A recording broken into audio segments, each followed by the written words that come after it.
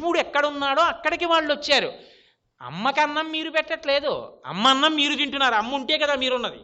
అమ్మ అన్నం మీరు తింటున్నారా, మీ అన్నం అమ్మ తింటుందా?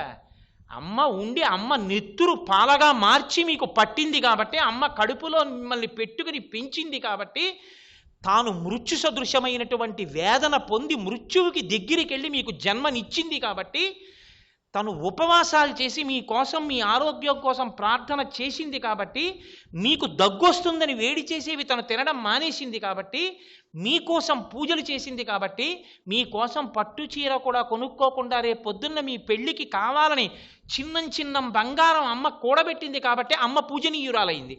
అమ్మ కష్టాలు పడిందా?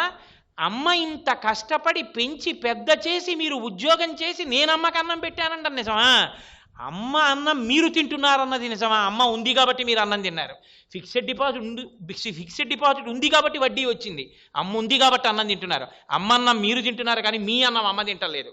భీష్ముడు అన్నం దుర్యోధనుడు తిన్నాడు కానీ దుర్యోధనుడు అన్నం భీష్ముడు తినలేదు. ఎందుకంటే రాజ్యం ముందు నుంచి ఉన్నవాడు భీష్ముడు. భీష్ముడి వంశంలో వీళ్ళు పుట్టారు. నేను రాజ్యం చెయ్యనన్నాడు కాబట్టి దుర్యోధనుడు చేయవలసి వచ్చింది. ప్రతిజ్ఞకి నిలబడ్డాడు మహానుభావుడు.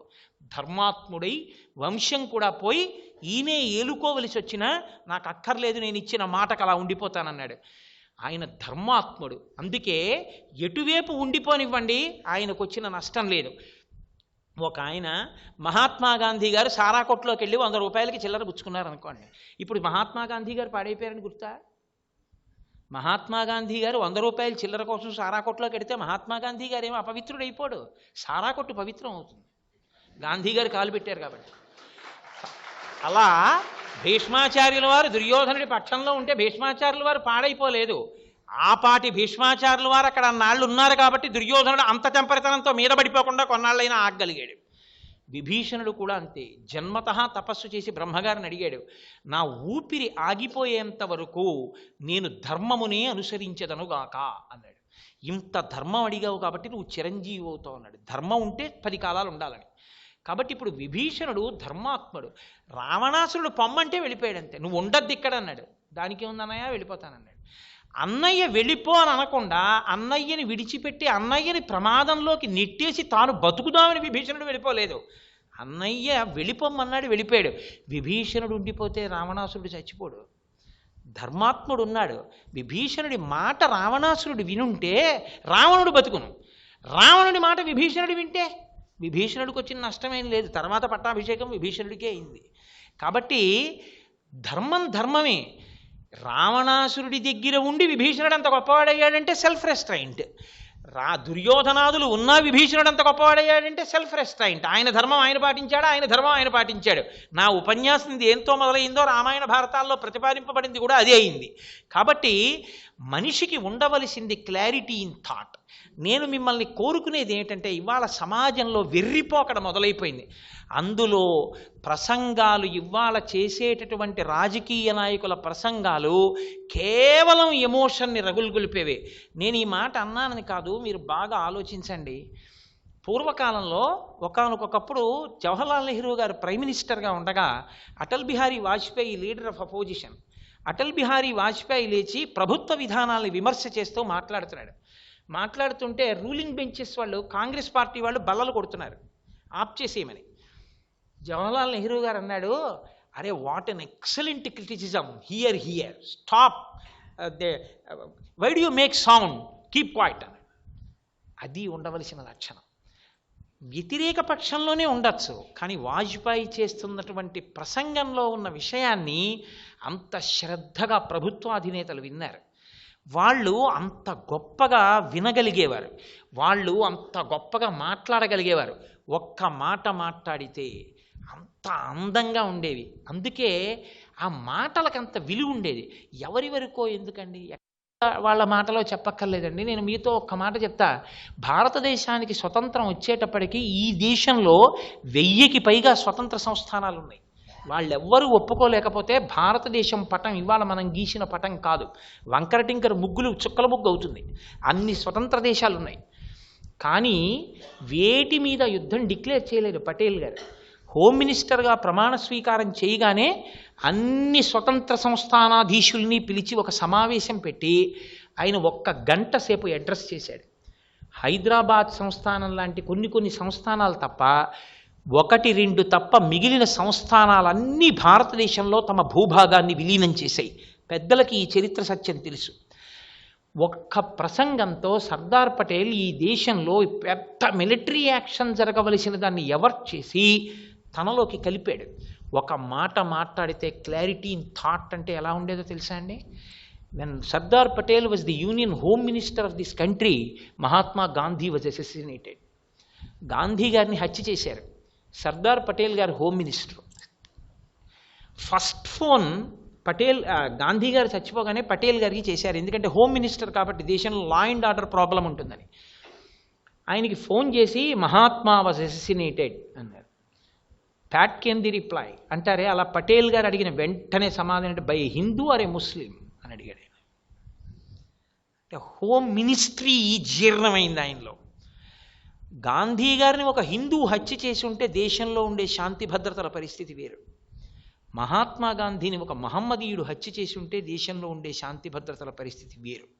దానికి తగినట్టు నెక్స్ట్ యాక్షన్కి రెడీగా ఉండాలి home minister. By Hindu or a Muslim అని. ఈజ్ ఇట్ ఐఎమ్ కమింగ్ అనలేదు పటేల్ గారు. చూసారా, అది క్లారిటీ ఇన్ థాట్. తను ఉన్న పొజిషన్ గురించినటువంటి ఆలోచన, కర్తవ్యతా నిష్ట, దృష్టి కోణం, సమగ్రమైన పరిశీలన, తాను కదలకుండా ఉండడం, తాను కదిలేది ప్రతి దానికి విచలితమైపోయేది, ఇతరులకు ఏదీ అందించలేదు. Don't be hyper sensitive. ప్రతి చిన్న విషయానికి ఆత్మహత్య దాకా వెళ్ళిపోకండి అంగదుడిలాగా. రామాయణంలో ప్రతిదానికి ఆత్మహత్య అంటాడు అంగదుడు. రామాయణంలో లేని పాత్ర లేదు. రామాయణం చదివితే అందుకే జీవితాలు దిద్దబడతాయి. మీరు ఇవాళ నేను చూస్తుంటాను పిల్లల్ని, అమ్మగారు ఏదో అన్నారు ఆత్మహత్య, ఎవడు తిరగమన్నాడు? ప్రేమ అని ఒక దిక్కుమాలిన మాట. దాని గురించి నేను ఎంత తక్కువ మాట్లాడితే అంత మంచిది. అది ప్రేమ కాదు, ఎవడు కనిపెట్టాడో నాకు తెలియదు. ప్రేమ అన్న మాటకు అర్థం వేరు. ప్రేమ అంటే ఏది ప్రతిఫలాన్ని ఆశించదో దానికే ప్రేమ అని పేరు. దీన్ని నేను పట్టుకొచ్చి పటకారా అన్నాను అనుకోండి, నీ మొహం ఎట్సారి మైకు అంటారా అనరా మీరు? ఒక్కొక్క పదార్థానికి ఒక్కొక్క పేరు ఉంది. దాన్ని పట్టుకొచ్చి నేను గరిట అన్నాను అనుకోండి, నీ మోహం అది ఫ్యాను, ఇది తెలియని వాడి ఉపన్యాసానికి అలా వచ్చావు అంటారు. ప్రేమ అంటే ప్రతిఫలమును ఆశించని మీ అభ్యున్నతి కొరకు ఏదైనా త్యాగము చేయగలిగిన మనస్థితి. అది ఉండేది తల్లికి, తండ్రికి, గురువుకి, ఇటువంటి వాళ్ళకు ఉంటుంది. అందుకే వత్స అని పిలుస్తారు. మీ అమ్మగారు మిమ్మల్ని తన కడుపు వికారమును చెందిన, ఆవిడ నడవలేకపోయినా, గ్రహణం పడితే కదలకుండా చీకటి గదిలో పడుకోవలసి వచ్చినా, ఆవిడ ఒక బస్సు ఎక్కి బస్సు దిగడం కష్టమైనా, ఆవిడ్ని ఆపరేషన్ డేట్ ఫిక్స్ చేసేసి హాస్పిటల్కి తీసుకెళ్తున్నప్పుడు తిరిగి ఇంటికి వస్తుందో రాదో కూడా తెలియదు. తనకి అంత ప్రియమైన భర్త అయినా సరే మళ్ళీ తిరిగి ఆ భర్త ముఖం చూస్తుందో చూడదో కూడా ఆవిడికి తెలియదు. ఇన్ని కాదని అమ్మ దేనికోసం వెళ్ళిపోయింది ఆపరేషన్ థియేటర్లోకి. నేనెవరో నా తల్లికి తెలియదు. మీరైనా అంతే, నేనైనా అంతే, సృష్టిలో ఎవరి విషయంలోనైనా అంతే. తను చచ్చిపోతానేమో అన్న అనుమానం ఉండి తీరుతుంది ప్రసవ సమయంలో. తను చచ్చిపోవడానికైనా ఇష్టపడింది, కానీ లోపల ఉన్నది చచ్చిపోతే పర్వాలేదు, నేను బతికుండాలని తల్లి అడగలేదు. ఆవిడ మహాత్యాగం చేసింది, బయటికి వచ్చింది. మీరు ఇలా గట్టిగా అమ్మ దొల్లితే నలిగిపోవడానికి సిద్ధంగా పువ్వులా ఉన్న పసి శరీరంతో మనం రైల్లో అమ్మ పక్కన బెర్త్ మీద పడుకుంటే అంతవరకు దొల్లి అలవాటు ఉన్నటువంటి ఆడది కూడా ఎంత అమ్మతనమో. పక్కన ఇంకో రైలు పెడితే వీడు ఉలిక్కి పడితే ఇలా చెయ్యేసి దగ్గరికి తీసుకుని కాపాడింది. అమ్మ చేసిన త్యాగాన్ని మీరు ఏ కాగితాల మీద ఎన్ని కళాలు పెట్టి రాస్తారు?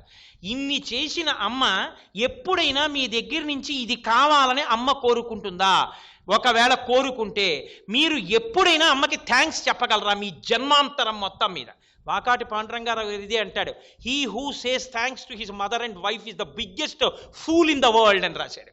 నీ కోసం తన ఇంటి పేరు వదిలింది, నీ కోసం తన వంశం వదిలింది, నీ కోసం తన పుట్టింటిని వదిలింది. నువ్వెవరో తెలియదు, నీ గుణాలు ఏమిటో తెలియదు, నీ బలహీనతలు తెలియదు, నీ బలం తెలియదు. నీ కోసం అన్నీ వదిలి నీ పక్కకు వచ్చింది.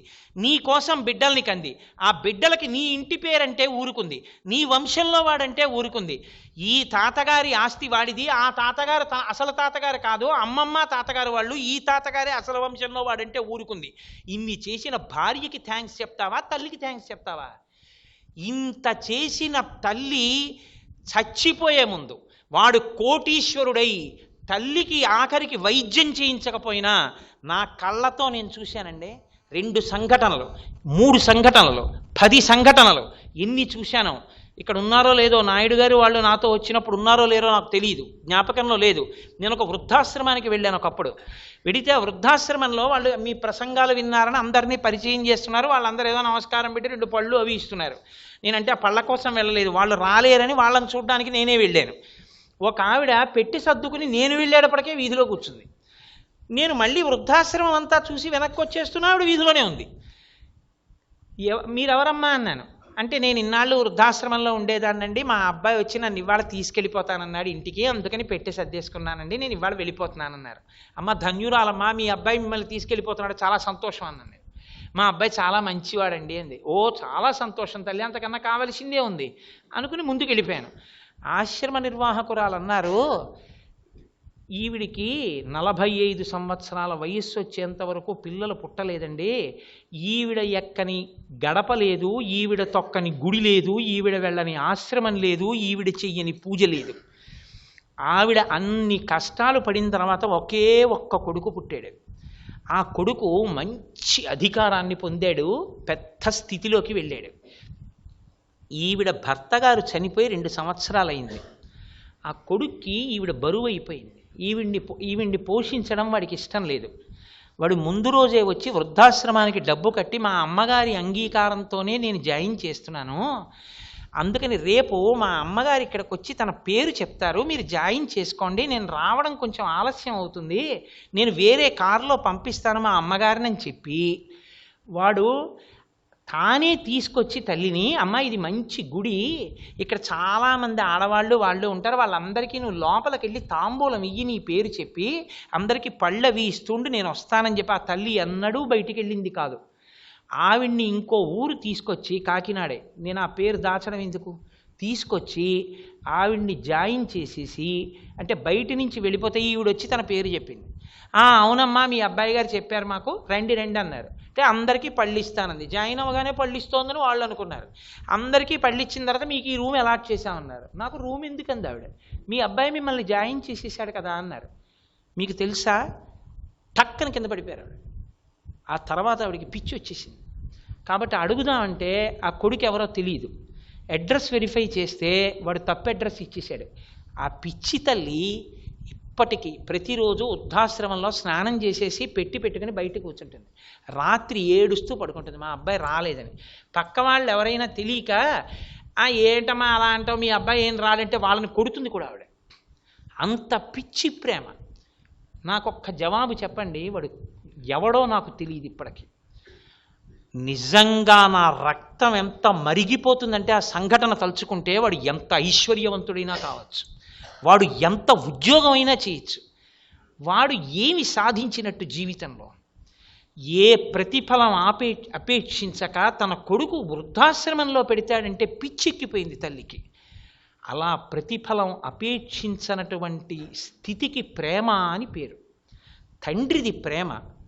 నా చేత 4 మాటలు చెప్పించడానికి మీకోసమని నా ఇంటి ముందు తిరిగి కారిచ్చి నన్ను తీసుకొచ్చి వాళ్ళున్నటువంటి స్థితికి, వాళ్ళు పొందిన శారదా కటాక్షానికి తిరగవలసిన అవసరం లేకపోయినా మీకోసం నా చుట్టూ తిరిగిన మీ గురువులది ప్రేమ.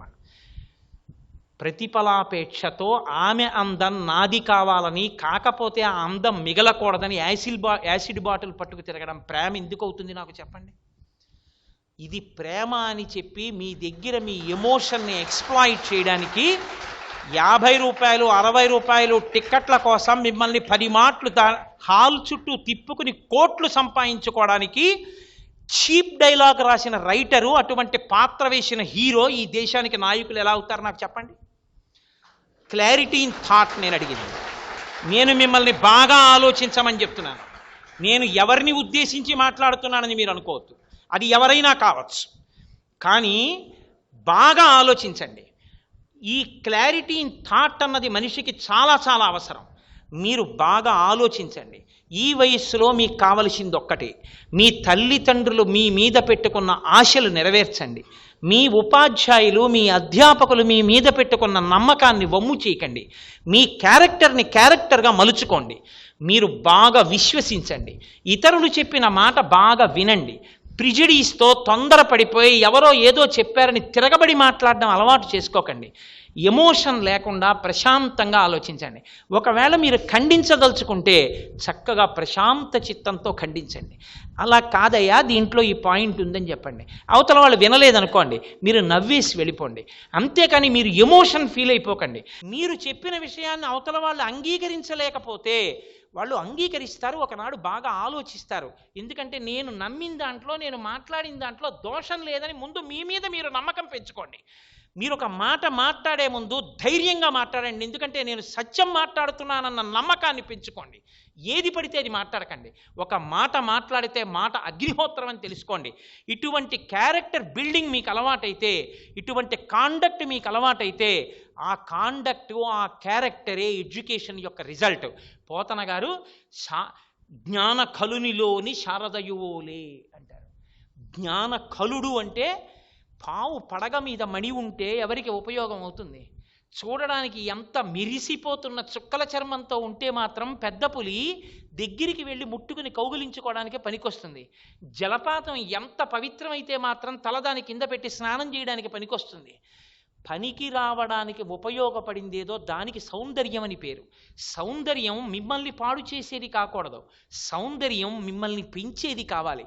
శంకరాచార్యులు వారు సౌందర్యలహరి అని రచన చేస్తే ఆయన చెప్పిన సౌందర్యం కంటికింపైన సౌందర్యం కాదు, మనని పెంచి పెద్ద చేసి కాపాడగలిగిన అమ్మలకు అమ్మయైన జగన్మాత యొక్క ప్రేమని సౌందర్యంగా ఆయన లహరి ప్రవాహంగా చెప్పారు.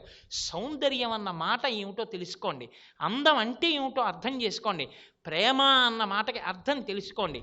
ఏ వయసులో ఏది చెయ్యాలో అదే చేయండి. ఏ వయసుకు ఏది పనికిరాదో అలాంటి వాటి జోలికి వెళ్ళకండి. మీ ఆలోచన యందు క్లారిటీ పెంచుకోండి. ఇంతకన్నా నేను మీకు చెప్పాలి అని అనుకోవట్లేదు. ఇప్పటికే నేను దీర్ఘ ప్రసంగం చేశాను. ఇదే నా దృష్టిలో ఎడ్యుకేషన్ యొక్క వాల్యూ. నాకు ఇది తెలియదు అని తెలుసుకుని జీవితాంతం వినయంతో బ్రతకగలగడం, మీకన్నా పెద్దలు కనపడినప్పుడు నమస్కరించగలగడం, మీతో సమానులు కలిగినప్పుడు స్నేహం చెయ్యగలగడం, మీకన్నా కిందవారు కనపడ్డప్పుడు వృద్ధిలోకి రావాలని కోరుకోగలగడం, ఈ మూడిటి యందు వ్యతిరేకమైన విషయాల్ని తిరగ తీయగలగడం. మీకన్నా గొప్పవాళ్ళు కనపడ్డారనుకోండి, అసూయ పెంచుకోకండి, గౌరవం పెంచుకోండి. ఆయన అంత గొప్పవాడు ఎలా అయ్యాడో, అంత మంచి స్థితికి ఎలా వెళ్ళాడో, మహానుభావుడు ఎంత పరిశ్రమ చేసి ఉంటాడో. కాబట్టి వారికి నా వందనం, వారికి నా గౌరవం. కాబట్టి అయ్యా మీరు ఈ స్థితికి ఎలా వెళ్ళారు, ఇంత చక్కటి స్థాయిని మీరు ఎలా పొందగలిగారు, ఈ మనోనిబ్బరం ఎలా పొందగలిగారు, ఇది లేకపోతే పాడైపోతారండి. మీకు నేను ఒక్క ఉదాహరణ చెప్తాను. ఏపీజే అబ్దుల్ కలాం గారు భారత రాష్ట్రపతి చేసి పదవి నుంచి దిగిపోయేటటువంటి స్థితి ఏర్పడినప్పుడు, ఆ కాలం పూర్తయిపోతే పదవీ విరమణ సమయంలో అంతర్జాతీయంగా ఆయన ఈమెయిల్స్ జామడిపోయాయి. అన్ని కోట్ల ఈమెయిల్స్ వచ్చాయి ఆయనకి, మీరు మళ్ళీ రాష్ట్రపతిగా కొనసాగండి అని. కానీ భారతదేశంలో ఆయన్ని రాష్ట్రపతిగా ఎన్నుకోవడానికి తగిన సంఖ్యాబలం ఉన్నటువంటి కొంతమందికి ఆయన భారత రాష్ట్రపతిగా తిరిగి ఎన్నిక కావడం ఇష్టం లేదన్న సంకేతాలు వెలువరించారు. ఆయన నిస్సంకోచంగా పోటీతో రాష్ట్రపతిగా నిలబడడం నాకు ఇష్టం లేదు, ఇంకొంతమంది నిలబడమన్నారు. ఆయన అన్నారు, నా జీవితంలో నాకు అత్యంత ఇష్టమైంది నేను పిల్లలకి 4 మంచి మాటలు చెప్పుకోవడం చాలు అని వెంటనే రాష్ట్రపతి భవన్ ఖాళీ చేసి ఆయన మొట్టమొదట వచ్చింది విమానంలో ఎగిరి చెన్నైలో యూనివర్సిటీకి వచ్చి, ఆనాటి నుంచి ఈనాటి వరకు ఎన్ని యూనివర్సిటీస్కి వెళ్ళి ఎంతమంది పిల్లలకో పాఠాలు చెప్తూ తరించిపోతున్నాడు మహానుభావుడు. వింగ్స్ ఆఫ్ ఫైర్కి ప్రిఫేస్ మీరు చదివి ఉంటారు, ఆయన రాసుకున్నారు, అమ్మా ఒకానొకనాడు రామేశ్వరంలో నేను ఆకలితో వచ్చి విద్యార్థిగా ఉండగా చదువుకుంటూ అమ్మా ఆకలేస్తోందని వచ్చి కూర్చున్నప్పుడు పొయ్యి మీద రొట్టెలు వేసి అత్యంత ప్రేమతో నువ్వు నాకు పెట్టినటువంటి గోధుమ రొట్టెల్లోంచి ఈ అబ్దుల్ కలాం అన్న శరీరంలో మేధస్సు పెరిగి పెద్దదై భారతదేశానికి రక్షణ వ్యవస్థకి క్షిపణులు తయారు చేయగలిగిన శక్తిగా పరిణమించింది. అమ్మా ఈ శరీరం విడిచిపెట్టిన తరువాత ఏ లోకంలో ఉన్నా వచ్చి నీ పాదములు పట్టి నమస్కారం చేస్తానమ్మా అని రాసుకున్నాడు ప్రిఫేస్లో మహానుభావుడు. అబ్దుల్ కలాం గారు లాంటి క్లారిటీ ఇన్ థాట్, అటువంటి డివోషన్ని పెంచుకోండి. చెల్లెల్ని ఎంత ప్రేమించాడో. చెన్నై వెడితే చిన్నతనంలో ఆయనకి పాఠాలు చెప్పిన ఒక మాస్టర్ ఇల్లు వెతుక్కుని రాష్ట్రపతి అయ్యుండి కారులో వెళ్ళి ఎలా కలుసుకున్నారో. స్టేజ్ మీద భారత రాష్ట్రపతిగా ఆయన కూర్చునుంటే ఆయనకి పాఠాలు చెప్పిన ఒక లెక్చరర్ గారిని స్టేజ్ మీదకి పిలిస్తే రాష్ట్రపతిగా తాను నిలబడి ఆయన్ని ఎలా సత్కరించి స్వాగతం పలికారో. కలాం గారి జీవితం, పటేల్ గారి జీవితం, ఒక రాజారాం మోహన్ రాయ్ జీవితం, అటువంటి మహాత్ముల జీవిత చరిత్రల పుస్తకాలు మీ షెల్ఫ్లో పెట్టుకోండి. మీ సబ్జెక్ట్స్తో పాటు వాటిని చదవండి. మంచి మంచి ఛానల్స్ చదవండి. మీ కాలేజీలో ఉన్నటువంటి ఫ్యాకల్టీ, మీ ప్రిన్సిపాల్ ఇంతటి ఉదారులు. అందరిలో పనికిమాలిన నాలాంటి వాడిని ఇంత ఆహ్వానించి తీసుకొచ్చారంటే నిజంగా మీ అందరూ కలిసి మీ లెక్చరర్స్ దగ్గరికి వెళ్ళి మాకు ఎవ్రీ మంత్ అట్లీస్ట్ 2 monthsకి ఒకసారి మాకు ఎవరినైనా తీసుకొచ్చి మంచి పుస్తకాలు ఏం చదవాలి, లేకపోతే ఏ దృష్టికోణంలో మేము ఏ విషయాలు తెలుసుకుంటూ ఉండాలి, ఇలాంటి ఒక్కొక్క విషయం మీద, లేకపోతే ఒక మంచి పుస్తకం దానిలో ఉన్న విషయాలు, లేకపోతే ఒక శాస్త్రీయమైనటువంటి ఆహ్లాదకరమైన మనోరంజకత్వానికి ఏవేవి చూసి మనోరంజకత్వం పొంది మేము విశ్రాంతిని పొంది మళ్ళీ ఉత్సాహం పొందాలి. What is a positive reinforcement schedule as described by Edwin V Flippo అని మీరు అడగండి. అడిగితే వాళ్ళు ఎంతో సంతోషంగా తీసుకొస్తారు. సోమరాజు గారు నాతో ఇప్పుడే వేదిక మీదకి వస్తుంటే అన్నారు, ఇంత గొప్ప సంస్థని స్థాపించారండి అన్నాను. ఉత్తర క్షణం నాన్నది ఏంటంటే, మాది కాదండి, ఇదంతా గాయత్రి మాతది అన్నారు. ఆ తల్లి మాకు సమస్య వచ్చినప్పుడల్లా బుద్ధి ప్రచోదనం చేసింది. మీకు నేను పొగిడాను అనుకోకండి, ఒక మాట చెప్పనా? నేనైతే అంటాను, మా పిల్లలు అని ఎవరినంటానో తెలుసా? నా కొడుకుని కూతుర్ని అంటాను. మీలో ఒక్కరు బాగా వృద్ధిలోకి వస్తే మీ డబ్బులతో మీ నాన్నగారు సంతోషిస్తారు, మీ అమ్మగారు సంతోషిస్తారు, మీ ముందు వెనక ఉన్న వాళ్ళు చదువుకుంటారు, మీకు పుట్టిన బిడ్డలు వృద్ధిలోకి వస్తారు. మీ చదువు, మీ శీలం, మీ విలువ, మీ ఉన్నతి వెనక ఈ దేశం ఆధారపడింది. ప్రతి చౌకబారుతనానికి లొంగకండి. మిమ్మల్ని మీరు తీర్చిదిద్దుకోండి. అలా దిద్దుకోవడమే నిజమైన బీటెక్. అదే విలువతో కూడిన విద్య. మీ అందరూ అటువంటి విద్యావంతులు కావాలని, మీరందరూ దేశానికి వెన్నెముకలు కావాలని, మీ అందరూ ఈ జాతిని సంస్కరించి మీరు మాట్లాడే మాటలు కొన్ని వేల మందిని ఉత్తేజితుల్ని చేసేంత భావమునందు స్వచ్ఛత కలిగినటువంటి స్థితిని మీరు పొందాలని, ఇటువంటి స్థితికి గాయత్రి మాత మీ బుద్ధిని ప్రచోదనం చేసి మీకు అటువంటి మేధా వైభవాన్ని కృప చెయ్యాలని మీ అందరి పనుపున నేను ఆ తల్లి పాదారవిందములకు సాంజలి బంధకంగా నా శిరస్సు పాటించి నమస్కరిస్తూ, నాకేమీ చేత కాకపోయినా నిజంగా ఒక మేనమామనో పినతండ్రినో మీరు అనుబంధంతో భావించినట్టు మీ అందరికీ నా హృదయపూర్వకమైనటువంటి ఆశీర్వచనములను అందజేస్తూ, సర్వం శ్రీ ఉమామహేశ్వర పరబ్రహ్మార్పణమస్తు. స్వస్తి.